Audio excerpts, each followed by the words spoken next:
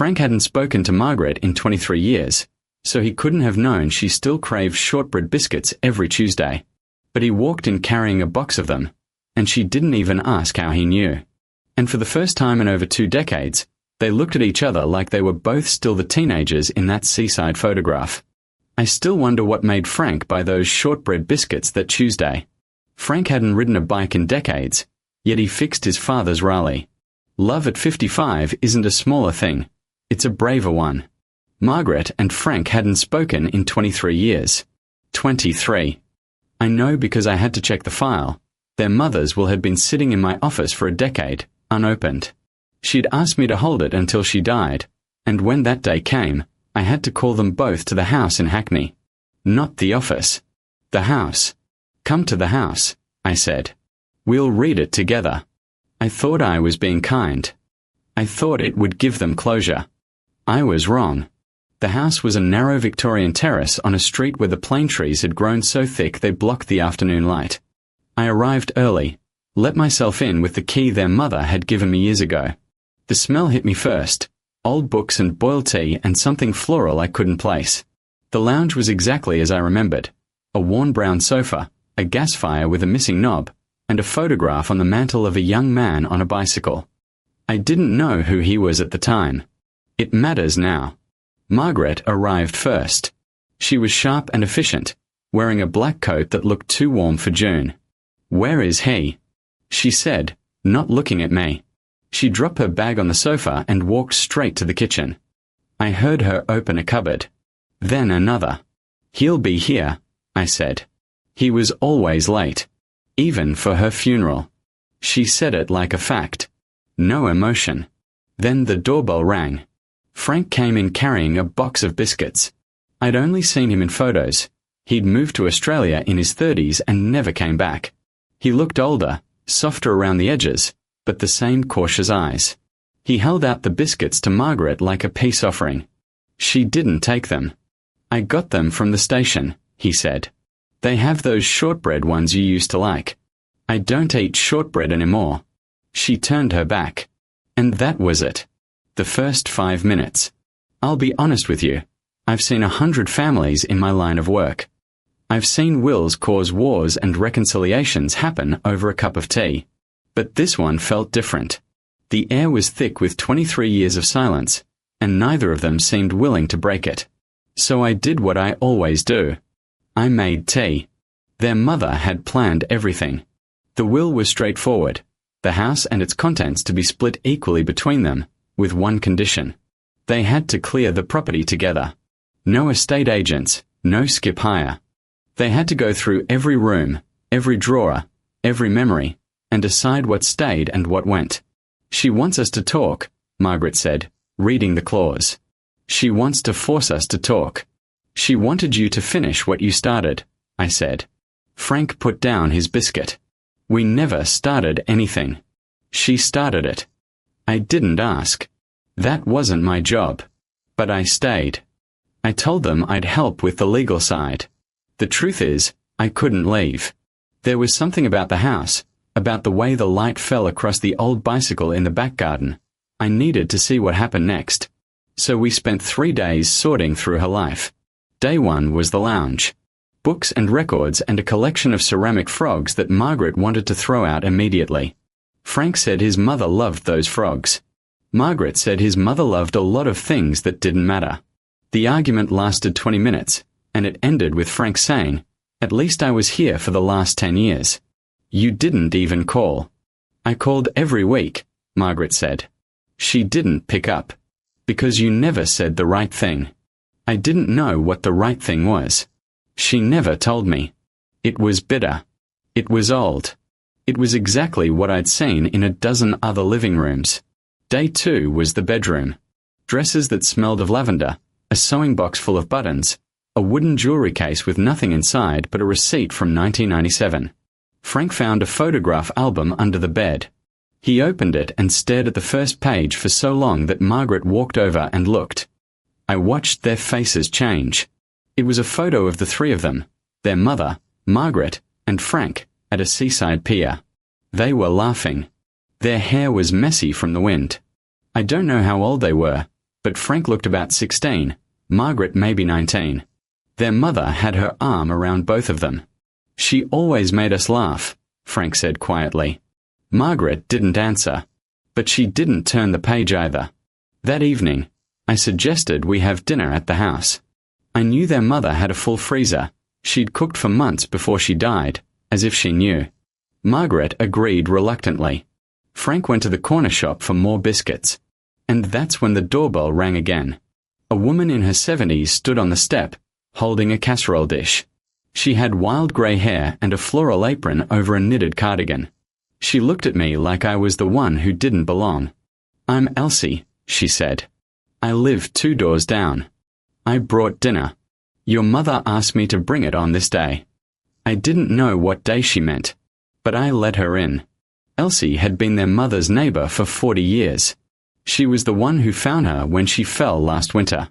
She was the one who called the ambulance, who stayed at the hospital every afternoon, who brought soup and crossword puzzles. She was the one who read to her when her eyesight got bad. And I saw it in Margaret's face, the guilt. The recognition that while she was thousands of miles away, Elsie was here. "You don't have to stay," Margaret said, but her voice was flat, not hostile. "I'd like to," Elsie said.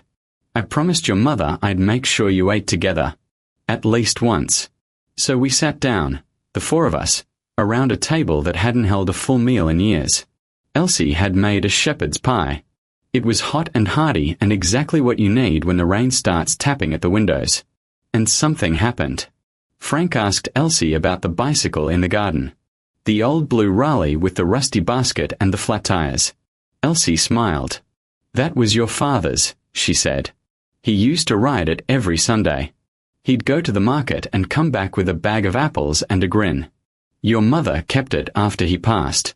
She said it still smelled of him." Margaret looked at the garden door. "I didn't know that." "She didn't tell you," Elsie said. "She wanted to, but she didn't know how. She wasn't good at that kind of thing." Frank leaned forward. "What kind of thing?" "Talking about the hard stuff. She told me once that she was afraid of pushing you both away even more. So she kept quiet. But she left you something." Elsie reached into her apron pocket and pulled out an envelope. It was yellowed and creased, and it had both of their names on it in their mother's handwriting. Handwriting I recognized from all the letters she'd sent me over the years. Margaret took it. She opened it slowly. Inside were 2 things, a letter and a photograph. The photograph was of the 3 of them on that pier, the same one from the album. The letter was short. "My darlings," it began. "If you're reading this, then Elsie has done her job. I asked her to wait until you were both in the house, both at the table. She's been my rock for 40 years. She's the one who held my hand when your father died. She's the one who held my hand when I couldn't hold yours. I know I made mistakes. I know I chose sides. But I didn't choose one of you over the other. I chose the wrong silence. I should have said more. I should have asked for forgiveness. I'm not asking for it now. I'm asking you to forgive each other. And I'm asking you to take care of Elsie. She's alone now. Her husband died last year. She has no children. She has this house, but I've left her the garden. Just the garden. I want her to be able to come and sit under the apple tree. I want you to let her. The house is yours, but the garden is hers. I hope you understand." Margaret finished reading and put the letter down.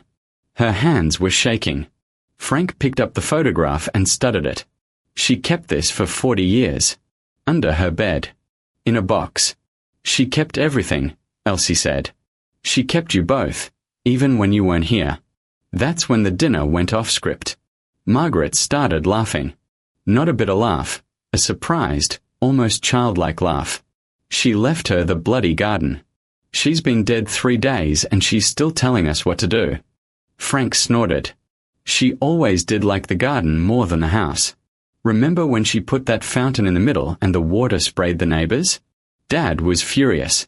I remember, Margaret said. He chased her around the shed with a hose. They both laughed. Actually laughed. And Elsie joined in, her face crinkling with relief. I sat back and watched. For the first time in 3 days, They weren't fighting. They were remembering. They were remembering the same things, the same people, the same ridiculous water fight. And somehow, in that messy, bitter, beautiful moment, they started to forgive. After dinner, Frank went outside and tried to pump air into the bicycle tires. They were completely flat, but he kept going. Margaret came out with a cup of tea and watched. Then she said, "Let me try." And she took the pump, and she did it, and he didn't argue. I left that night without reading the will formally. I didn't need to. They knew what they were going to do. The next morning, Margaret called me. She said they decided to give the house to Elsie. Not the garden, the whole house. They would split the sale proceeds, but Elsie could live there as long as she wanted. They'd both signed a simple agreement. She deserves it, Margaret said. She was there when we weren't. I asked her what she was going to do with the rest of her inheritance. "I'm going to buy a bicycle," she said. "A blue one. And I'm going to ride it down the coast every morning." I didn't ask Frank, but I heard later that he fixed up his father's old Raleigh. He painted it the same blue. And the last time I drove past the house, I saw Elsie riding it down the street with a bag of apples in a basket. She was grinning. So you see, I've handled 100 estates. I've watched families tear each other apart over china sets and savings accounts. But every now and then, someone leaves you a letter that says, "I'm asking you to forgive each other." And every now and then, two people who haven't spoken in 23 years sit down to a shepherd's pie and remember how to laugh. Love at 55 isn't a smaller thing. It's a braver one. That bicycle. It carried a father to the market, a mother's memory, and now a neighbor's freedom. 3 times it showed up, once in a photograph, once in the garden, once in the street. And each time, it carried someone a little closer to home. I'm not a sentimental man. I deal in clauses and signatures. But that night, sitting at a table with a casserole dish and an old envelope and 2 people who were finally talking, I understood something I hadn't before. It's never too late to start over. Not at 50. Not at 60. Not at 80. The house is still standing. The garden still has the apple tree. And Elsie still rides that bicycle every Sunday morning. If you ever pass by on Hackney Road, you'll see her. She'll wave. She always does. I think that's what their mother wanted. Not the house divided. Not the money split. Just a wave. Just a hello. Just a chance to start again. That blue Raleigh bicycle in the garden. Would you have fixed it or left it to rust? If this story made you want to forgive someone you've been avoiding, hit like. If you've ever wished for one more meal around a family table, subscribe.